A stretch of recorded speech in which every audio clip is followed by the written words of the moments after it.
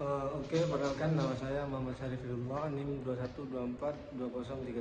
Saya di sini akan menjelaskan tentang tujuan awal sanksi dan penegakan hukum perpajakan.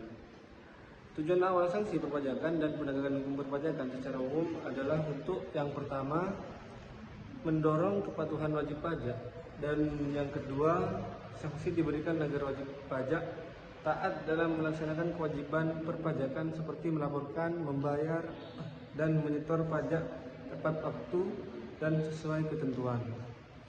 Kemudian yang ketiga, menegakkan keadilan dan kesetaraan. Yang keempat, ada penegakan hukum perpajakan bertujuan semua wajib pajak diperlakukan sama tanpa diskriminasi, mencegah praktik penghindaran atau pengelakan pajak.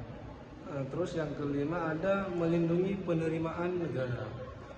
Dan yang keenam, dengan adanya sanksi dan penegakan hukum, negara dapat memastikan penerimaan pajak berjalan lancar untuk menandai pembangunan dan pelayanan publik.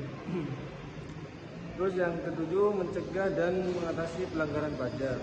Yang kedelapan, ada sanksi dan penegakan hukum berfungsi sebagai alat preventif dan represif terhadap tindakan seperti penggelapan, pemalsuan, atau kecurangan pajak. Terus yang kesembilan, ada meningkatkan kepercayaan publik. Terus yang terakhir, yang ke-10, dengan penegakan hukum yang tegas, masyarakat dapat melakukan usaha merasa bahwa sistem perpajakan berjalan adil dan transparan. Assalamualaikum warahmatullahi wabarakatuh. Perkenalkan, nama saya Kadina Lestari, NIM 21242025. Di sini saya akan menjelaskan bagian tentang materi perpajakan, yaitu sanksi dan penegakan hukum perpajakan. Ada 3, yaitu jenis pelanggaran pajak dan sanksinya. Yang kedua, ada mekanisme penegakan hukum perpajakan. Yang ketiga, ada peran Direktorat Jenderal Pajak dalam pengawasan. Lanjut ke materi yang pertama, yaitu jenis pelanggaran pajak dan sanksinya. Jenis pelanggaran pajak dan sanksinya ada 2. Yang pertama yaitu pelanggaran administratif, yaitu seperti terlambat lapor SPT, data tidak benar, atau tidak membayar pajak. Sanksinya yaitu denda, bunga keterlambatan, dan kenaikan pajak terutang. Yang kedua, pelanggaran pidana, yaitu seperti penggelapan pajak, pemalsuan faktur, manipulasi laporan, dan memiliki sanksi yaitu denda besar hingga beberapa kali lipat atau hukuman penjara. Perkenalkan, nama saya Laura Septalita Larsati Soryanto, NIM 21242015. Di sini saya ingin menjelaskan lanjutan dari teman saya,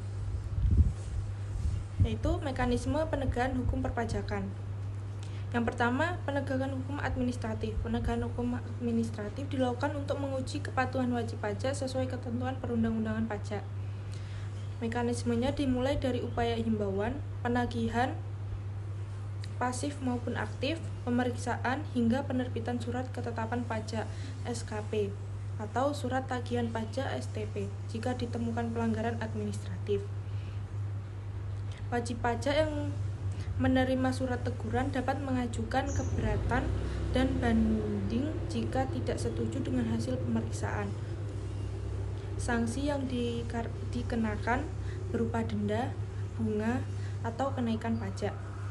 Yang kedua, penegakan hukum pidana. Penegakan hukum pidana dilakukan apabila ditemukan indikasi tindak pidana perpajakan seperti penggelapan pajak atau pemalsuan dokumen pajak.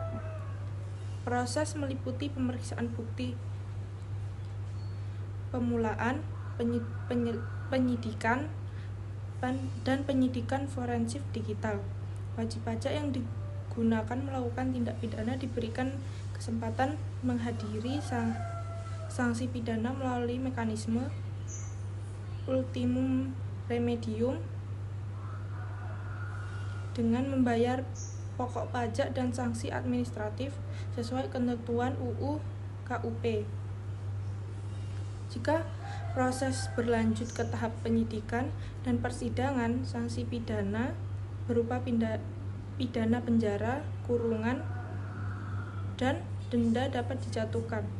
Penegakan hukum pidana ini bertujuan untuk memberikan efek jera dan meningkatkan kepatuhan pajak serta pemulihan kerugian negara. Perkenalkan, nama saya Kania Bella Sapitri, NIM saya 21242024. Di sini saya akan membacakan poin 3, yaitu peran Direktorat Jenderal Pajak dalam pengawasan. Direktorat Jenderal Pajak (DJP) berperan penting dalam mengawasi kepatuhan wajib pajak dengan melakukan pemeriksaan dan pemantauan pelaporan pajak. Apabila ditemukan pelanggaran, DJP akan memberikan sanksi administratif seperti denda dan bunga, serta sanksi pidana untuk pelanggaran berat seperti penggelapan atau penyampaian data palsu. Dalam hukum, DJP juga memiliki kewenangan melakukan penyelidikan dan bekerja sama dengan aparat penegak hukum lainnya untuk menindak pelanggaran, termasuk melakukan penyitaan aset dan pemblokiran rekening pajak yang menunggak. Kepada kasus 1, yaitu tentang hukuman penjara dan denda sebanyak Rp 20,5 miliar sebagai akibat dari pemalsuan faktur pajak. Pada tahun 2020 silam, pada sidang online tanggal 5 Agustus 2020, Hakim Pengadilan Negeri Jakarta Selatan memberikan vonis terhadap salah satu wajib pajak yang terbukti melakukan tindak pidana perpajakan dan juga tindak pidana pencucian uang yang merugikan negara. Kejahatan yang dilakukan pada tahun antara 2010 sampai 2012 itu karena menggunakan faktur pajak yang tidak sah. Oleh karena itu, ia dijatuhi hukuman kurungan selama 5 tahun dan 6 bulan. Tidak lupa juga jumlah denda yang harus ia bayarkan sebanyak 20,5 miliar. Solusi kasus 1 yaitu yang pertama, penerapan Undang-Undang TPPU, Undang-Undang Nomor 8 Tahun 2010, yaitu memberikan kewenangan kepada Direktorat Jenderal Pajak untuk menyelidiki pencucian yang berasal dari tindak pidana perpajakan. Yang kedua, kerjasama otoritas pajak dan anti korupsi, kolaborasi antara Direktorat Jenderal Pajak dan Komisi Pemberantasan Korupsi (KPK) dapat meningkatkan pengawasan dan pertukaran informasi terkait transaksi yang mencurigakan. Yang ketiga, yaitu peningkatan kepatuhan pajak atau edukasi kepada wajib pajak dan penguatan sistem pelaporan dapat mencegah praktik pencucian uang melalui pajak. Dan yang terakhir, yaitu pengawasan transaksi keuangan, yaitu memastikan transparansi dalam transaksi keuangan, termasuk pelaporan aset dan rekening yang mencurigakan. Dapat membantu mendeteksi pencucian uang lebih dini. Selanjutnya, kasus 2, DJP serahkan tersangka tambahan kasus pajak pabrik rokok Blitar. Sebuah pabrik rokok di Blitar, Jawa Timur yang terbukti menghindari pembayaran pajak cukai rokok. Direktorat Jenderal Pajak atau DJP bersama Kejaksaan Agung berhasil mengungkapkan modus pemalsuan dokumen, penyalahgunaan pita cukai, dan transaksi fiktif. Dalam perkembangan terbaru, tersangka tambahan diserahkan oleh DJP Kejaksaan yang menunjukkan bahwa pelaku tidak hanya berasal dari kalangan pengusaha, tapi juga melibatkan pihak lain seperti distributor dan pihak internal perusahaan. Selanjutnya, solusi kasus 2. Yang pertama, penguatan sistem pengawasan pajak dan cukai. Pemerintah perlu meningkatkan sistem digital untuk memantau peredaran pita cukai, pelaporan pajak, dan aktivitas produksi rokok secara real time agar kecurangan lebih cepat deteksi. 2. Integrasi data antar lembaga. DJP, Bea Cukai, Kepolisian, dan Kejaksaan perlu memiliki sistem data terintegrasi agar pelanggaran dapat langsung ditindaklanjuti tanpa hambatan birokrasi. Yang ketiga, penegakan hukum yang konsisten dan tegas. Hukuman yang tegas terhadap pelanggaran pajak akan memberi efek jera dan meningkatkan kepatuhan pelaku usaha.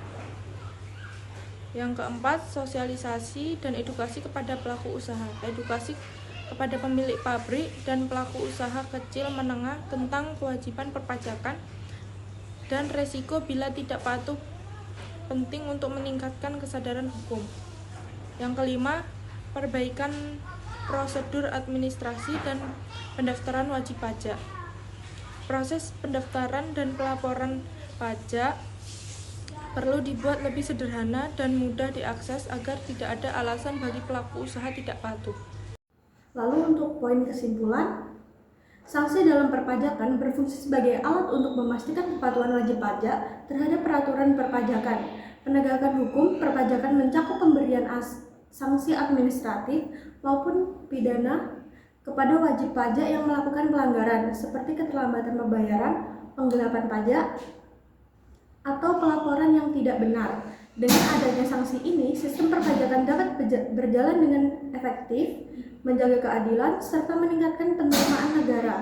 Penegakan hukum yang tegas dan transparan juga meningkatkan kesadaran dan kewajiban wajib pajak dalam masyarakat.